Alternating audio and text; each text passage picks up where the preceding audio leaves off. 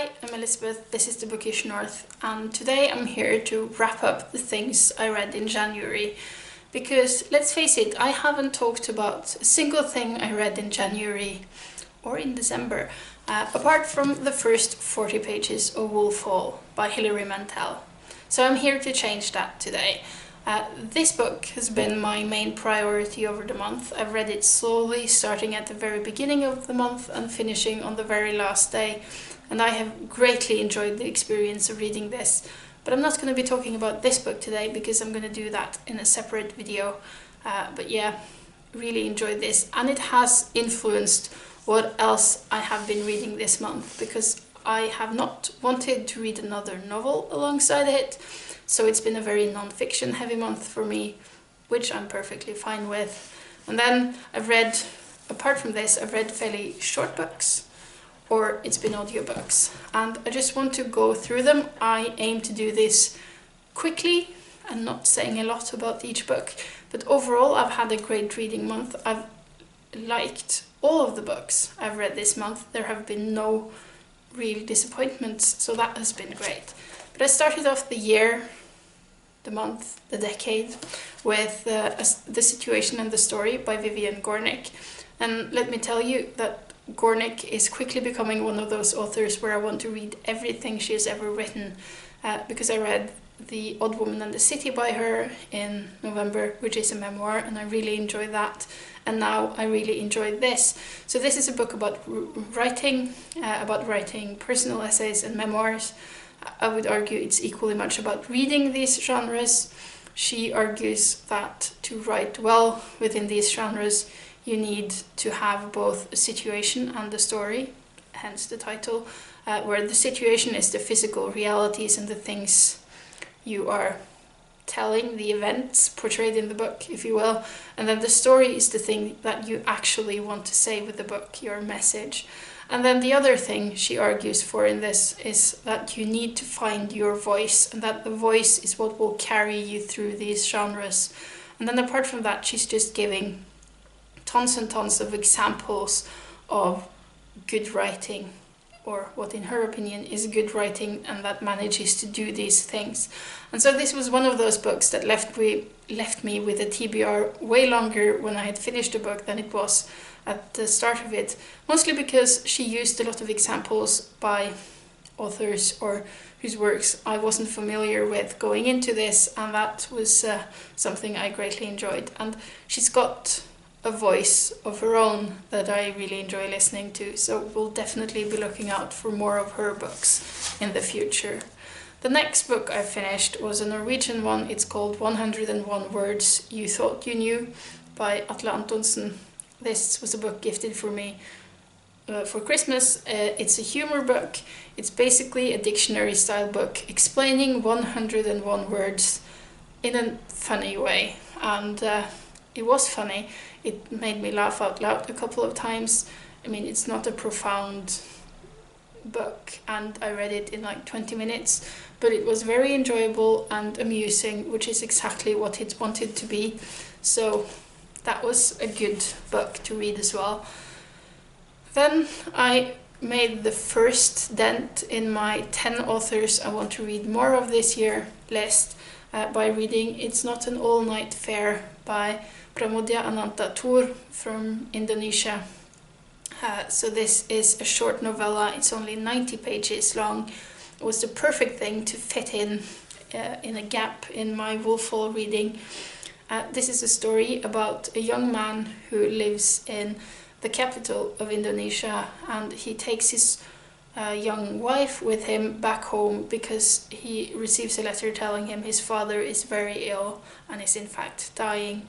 So this is a story about him coming back to the place where he grew up after having spent some time in prison, from, as we learn, from being part of a rebellion when Indonesia became independent, and he meets up with his family. He reacquaints himself with his father and his siblings. He's learning a lot about what has been going on there during these years of rebellion, and so it's a wrenching story about a young man having to say goodbye to his father, but also it's a story about the history of Indonesia. And I've read the Buru Quartet by Toer before, which is a book exploring kind of the same years but through 4 full-length novels, and I really enjoyed them. But I'm impressed with how much of the same kind of mix of emotional story and history telling that he manages to do in this very short novella. So yeah, this was a very good read as well. And then the final physical book I read this month was my one exception to the rule I set myself of not acquiring any new books in January, because this is a gift that I received from the author herself, called Marianne Teie, who is a friend of mine. This is her second poetry collection, and I went to the launch party and she kindly gifted me this book with a personalized inscription, because I was reading an early draft of this and giving feedback. So I received this book as part of thanking me for that help. So I couldn't say no to that. And this was also a powerful read. I don't read much poetry, I've said that before, but this is the kind of poetry that I really do enjoy. It's narrative poetry, it's telling a story, and it's biographical as well, because Marianne Teie is telling the story of a man called Josef, which is actually the man you see here. I mean, this cover is just gorgeous. And Josef was an Eastern Jew. He was born in Ukraine. He lived for a while in Germany, and then he moved to Bergen and back to Germany and back to Bergen again. And in 1943 he was deported from Bergen to Auschwitz, where he was killed. And Josef was a musician. He played the violin in big orchestras, both in Berlin and in Bergen. And yeah, it's a powerful story. I mean, you know, it's going to be a powerful story when it's about a Jew murdered in the Holocaust. But I mean, that is just the backdrop of the book. It's not all that visible. This is just telling the story of his life and the people in it, and it's an emotional story, and you just get really close to this person. And the title of the book, I think I left that out, it's called Jeg lar det være slik, which would translate to something like I make it so. And that is a sentence that is repeated again and again in the collection, because I mean, she takes the facts that she knows about him, and then she builds a life, and she builds a personality, and she builds thoughts and emotions around those facts. And the phrase I make it so is kind of showing us what is made up and what she is sort of giving him, that the mere documentation, the documentary part of it can't give her. And so yeah, it's a powerful story. I think this is the story itself is great. There are some standout poems in here that can be read well on their own right as beautiful poems without knowing the bigger story. But I would say most poems in here are sort of feels more like chapters in a book. I think the one that made the most impact on me is a poem about him being part of a Jewish orchestra in Germany. Once the Jews are banned from any kind of work, so he's banned from the orchestra he's been a part of. They make their own Jewish orchestra, and they are very restrictive about what songs they are allowed to play, and they are only allowed to play for other Jews. But we hear about this orchestra, and then we hear about how one after one the instruments of the orchestra disappears. And that is of course because the people playing them is being disappeared as well. And that was just this very powerful image that has stuck on my mind since I finished this book. But yeah, another strong start of the year read for me. Then I've also listened to 4 audiobooks this month. on my commute. The first of which was Hillbilly Elegy by J.D.Vance, which is a memoir of him growing up in hillbilly country, I guess, white working class America, and it taught me a lot about this place or this culture that is very far from my everyday life and my experience. And yeah, I don't know what else to say about it. It was educational, and it's a good thing to read about other perspectives than your own, I think. Then I sort of fell into a rabbit hole with my next 3 audiobooks, and that rabbit hole is feminism. I'm not ashamed of falling into that rabbit hole. The first book was Invisible Women, Data Bias in a World Designed for Men by Criado Perez. This is a very well-researched book about in all the ways where women are sort of left out of the thinking about the world. It is infuriating at times to listen to this because the flaws in data are so obvious. Like, for instance, like you are more likely to die in a car crash as a woman because all cars are always crash tested on male-bodied crash test dummies, and female bodies are different, and how all drugs are tested on males where they can have different effects and different dosages needed in women, and you don't know much about that because you don't test them on women, stuff like that.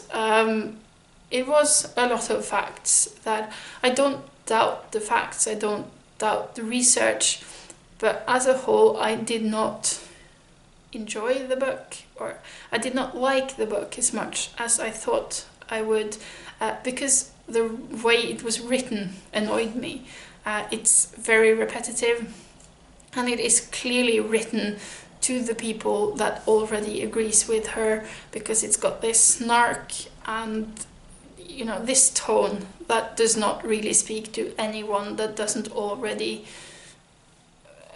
identify as a feminist, I guess, which sort of annoyed me while reading it, because I think the content of the book is important and infuriating in its own right, and you didn't, it would have deserved a better written book. Sorry.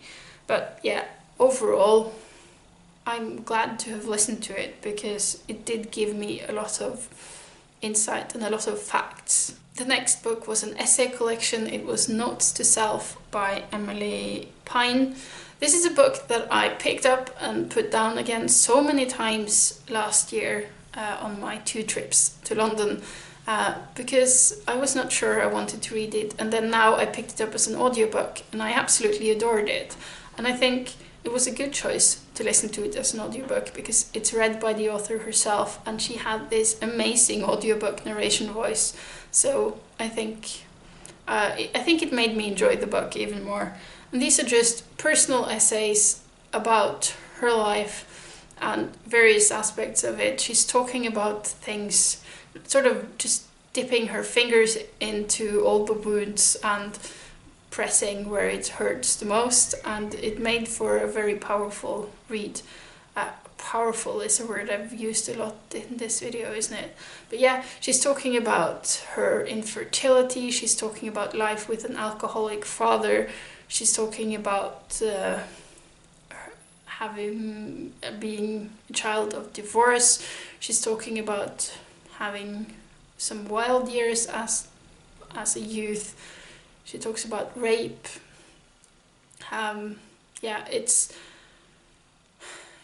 It was a book that left me thinking about a lot of things, and I think it was well written and very well narrated for the audiobook, so I would definitely recommend checking it out.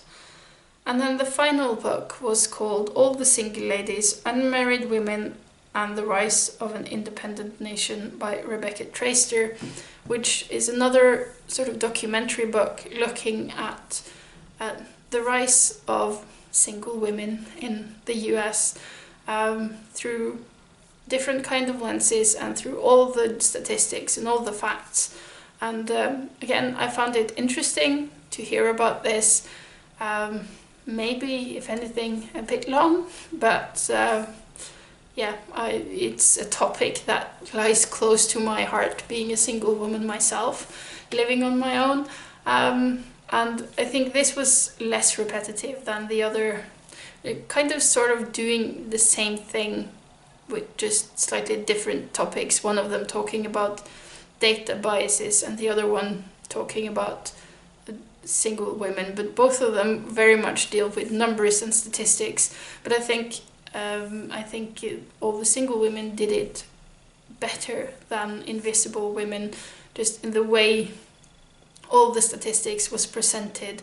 And yeah, I enjoyed reading it. It wasn't mind-blowing because it didn't really tell me anything I didn't know already, except I guess the actual numbers. But yeah, it gave some interesting perspective, and she had also talked to a lot of different women about their experiences, and hearing their stories was interesting as well. So that was my reading month of January. As for February, I have way more plans than I usually do for a month in ahead. I like to think that I'm a mood reader, but I guess I'm too much of a list person for that to be entirely true. And I've also surprised myself by being much more of a joiner than I thought I would be when I joined BookTube a bit over a year ago. So I have several projects that I know I'm going to be doing in February. Well, for one thing, I'm going to keep doing Pramoedya, so I'm going to read Bring Out the Bodies next, which I have also read before and I know I'm going to love it, so that's going to be great. Then I am one of the hosts for Sagalong, which happens in February. We leave links to my announcement video that down below, where you can also find all of the other hosts. So I'm going to read at least 2 sagas this month, which I'm also very excited about. I've sort of signed up for another online book club where we are reading My Own Words, is that what it's called, by Ruth Bader Ginsburg this month. So that's going to be my next audiobook pick. And then there's also Black History Month in the US, and Reed's Solit Challenge as hosted by Didi from Brown Girl Reading. So I do plan on reading some books that would fit into that challenge as well. I have both Toni Morrison and James Baldwin on my list of 10 authors I want to read more of this year. So I guess that's a good place to start. I have actually started Sula already by Toni Morrison. And then I also have Kindred by Octavia Butler that I really want to read. I have the latest book by N.K. Jemisin. What's it called again? I think How Long Till Black Future Month, which I think is a combination of fiction and non-fiction, a lot of shorter works combined, but I'm not entirely sure because I haven't heard that much about the book, but it is on my shelf, and I know she's coming with a new book in March. And I sort of want to have read the one I already own before buying the new one. So that's something I want to read. I also have several other options, but I mean, this list is probably too long already. I'm not sure I'm going to get through all of this. So we'll see. But I guess that's me being all booked for most of February at least. So yeah, I hope I will enjoy all of that, and I'll see you next time.